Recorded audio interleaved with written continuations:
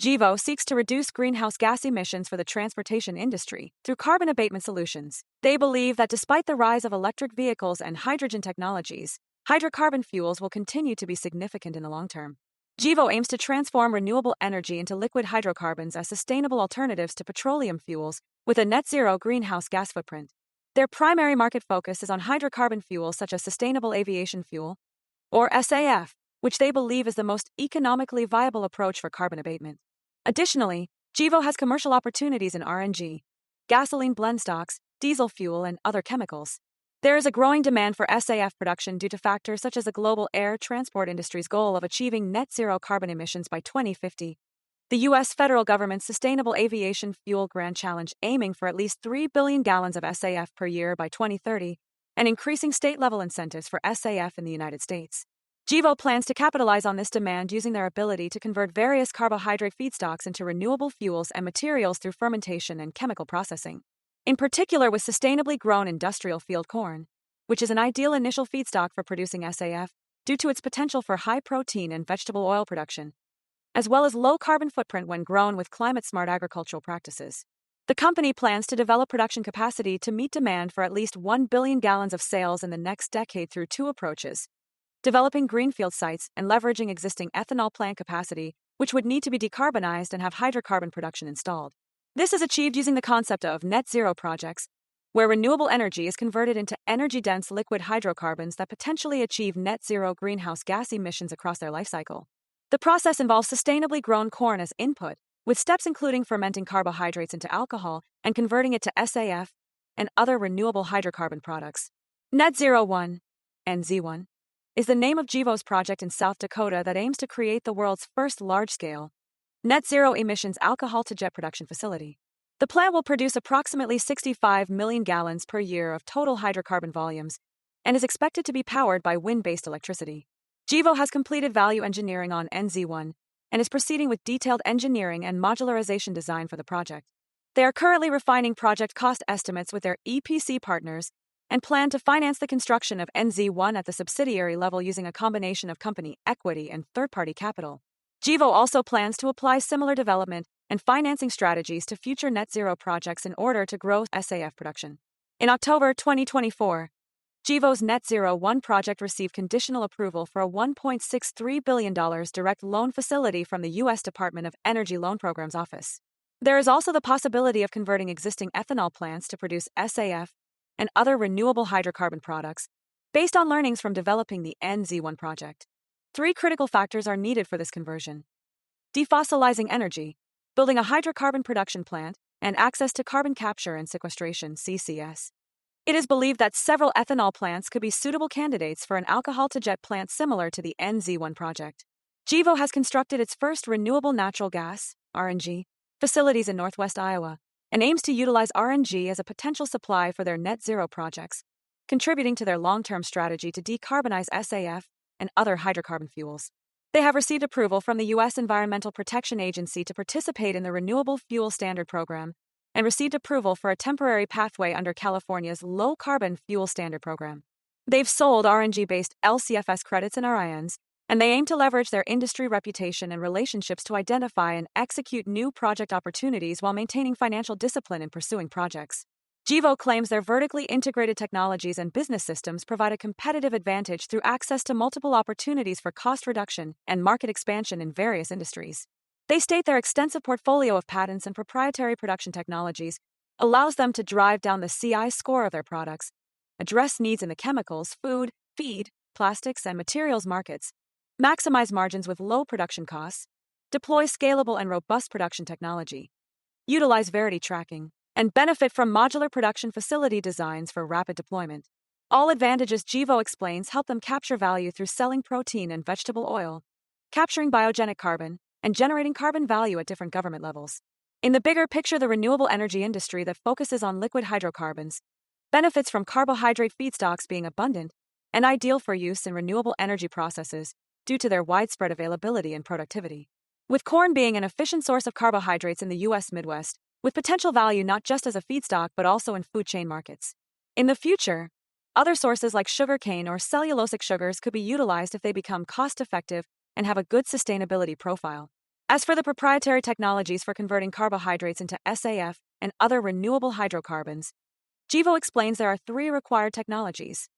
First, fermentation to convert carbohydrates to alcohols, then to hydrocarbon fuels using a catalytic chemical process, which also reduces or eliminates greenhouse gas emissions by using renewable energy and sustainable feedstocks. Second, chemical processing to make hydrocarbon fuel products, and third, technology to mitigate greenhouse gas emissions from integrated production plants.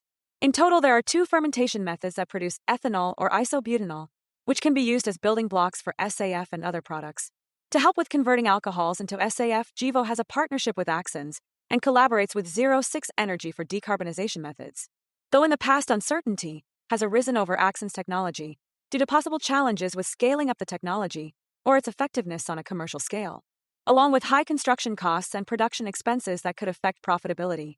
Challenges in scaling up production and maintaining business growth are partly driven by uncertainties in negotiating fuel offtake agreements or favorable pricing terms with customers. The company needs to retain current clients, expand relationships into long-term agreements, and invest in establishing new ones. These efforts could be hindered by a lack of commercial operating experience, difficulties in marketing expertise, and the vulnerability of spot market sales to short-term price fluctuations. While the test processes and feedstock optimization take place at a development scale plant in Minnesota operated by GEVO, this plant has been transitioned to care and maintenance, market development, and customer education as focus shifted towards their net zero projects. They also developed GEVO RNG in Northwest Iowa with a design capacity of 400,000 MMBTU of RNG per year, sold under dispensing agreements with BP. Additionally, they have purchased around 240 acres of land for NZ1 in Lake Preston, South Dakota, and have corporate headquarters and research and development laboratories located in Englewood, Colorado. In regards to competition, the company competes directly or indirectly with the petroleum-based fuels industry and numerous renewable fuel producers. However, GEVO contends its ability to convert alcohols into specific high-value molecules like SAF gives them an advantage in the market.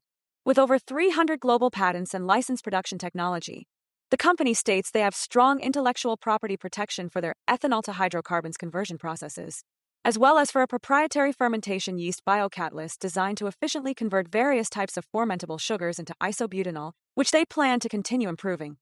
When developing and commercializing second-generation renewable fuels technologies, government regulations require a rigorous testing and pre-market approval, which are overseen by the EPA's Office of Transportation and Air Quality and other regulatory authorities. Various federal, state, and local environmental laws and regulations govern or impact the manufacturing, safety, storage, and use of renewable fuels. Compliance with these statutes and regulations requires substantial resources and can result in fines, permit revocations, or facility shutdowns if violated.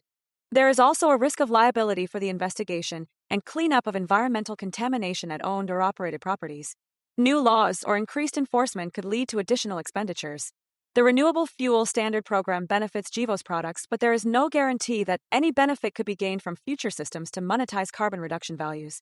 At the same time, the company anticipates needing more funds at the corporate and project level to fund operations such as net zero projects, research and development, biogas processing projects, wind projects, obtaining regulatory approvals, and negotiating offtake agreements for their products. Factors like timing and costs involved in financing and constructing projects, compliance with regulations, ability to gain market acceptance, and maintaining intellectual property rights may impact future capital requirements. If necessary funds are not available on a timely basis or at all, the company may be forced to delay, limit, reduce, or terminate various development and commercialization efforts. GEVO must also take into consideration fluctuations in the prices of corn and other feedstocks used in their products' production, since a rise in feedstock costs could be an issue if they can't fully pass on these increased costs to customers. The availability and price of such feedstocks are influenced by various factors, including weather conditions, farming decisions, government policies, global demand and supply, among a whole list of dynamic influences.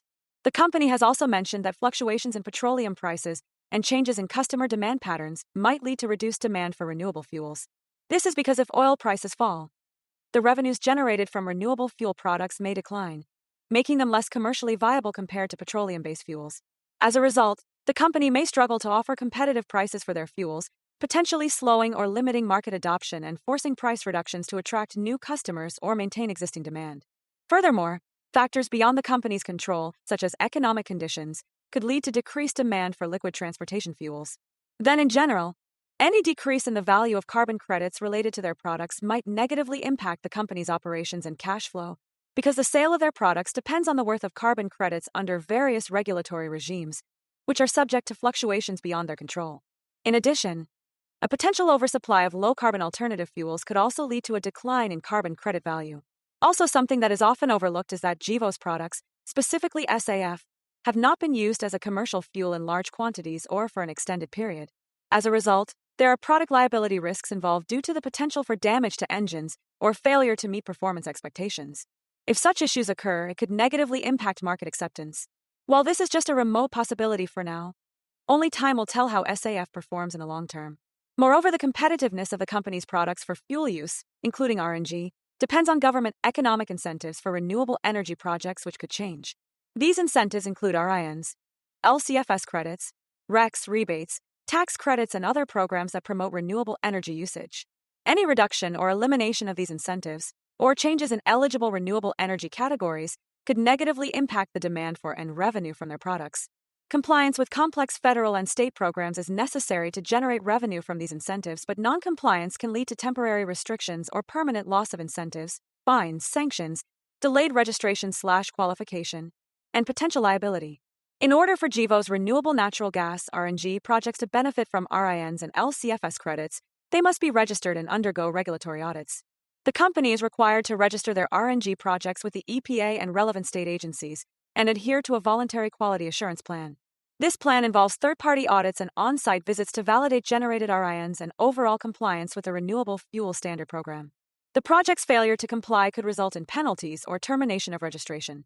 GEVO's RNG project depends on the LCFS credits and RINs produced at dairy farms, and a decline in CI score applied to waste conversion projects, or a decrease in the value of LCFS credits, could negatively impact their business operations. Regardless of the numerous obligations, risks, and challenges, GEVO still continues to operate and progress its plans. More recently, Verity Holdings announced that it will be working with Midwest Renewable Energy (MRE) to help improve the company's profitability while also tracking sustainability. MRE is an ethanol producer and intends to use Verity products and services to simplify data collection, management, and life cycle analysis in order to participate in low-carbon fuel production programs and incentives. Verity's digital measure, report, and verify platform will provide end-to-end carbon accounting for MRE, from field-level carbon intensity scores for corn feedstock to process and production carbon intensity scores attributed to every gallon of ethanol produced. To help GEVO and its peers in this emerging industry more reliably ensure sustainability, there is Verity, which is meant to document carbon intensity, CI, and other sustainability attributes using blockchain technology, ensuring accurate and auditable records of products throughout the business system. Verity aims to track feedstocks through production using a mix of renewable energy sources and deliver comprehensive CI reduction in finished renewable fuels. The resulting CI reduction value has potential to be quantified as a digital asset and monetized in voluntary or compliance carbon markets. Additionally, Verity is partnering with ethanol producers to implement their technology and develop the market for carbon credits, helping farmers and biofuel producers quantify CI reductions for their products. In other developments, the acquisition of Red Trail Energy's ethanol production plant and carbon capture assets was announced in Q3. This includes a low-carbon ethanol plant with a capacity of 65 million gallons per year and an operating CCS site capturing 160,000 metric tons of carbon annually. Additionally, GEVO was granted 2 patents for its innovative ethanol to olefin (ETO) process, which converts ethanol into olefins used as building blocks for various industrial products. During the same period, GEVO also acquired Cultivate Agricultural Intelligence, Cultivate AI. Meanwhile, their operating revenue decreased due to lower sales of environmental attributes from their RNG project, anticipating final pathway approval under the LCFS program, which is expected in Q1 2025. Cost of production remained flat while research and development expenses decreased. General and administrative expense increased along with project development costs, primarily related to net zero projects and Verity. Loss from operations increased due to higher costs for these projects. So as 2025 gets underway, the market will be waiting to see how well GEVO copes with these increased expenses while pushing ahead with its growth plans and continuing to develop its technologies in compliance with extensive government regulations. For more on GEVO and other companies, follow Ascencore. Thanks for watching and have a nice day.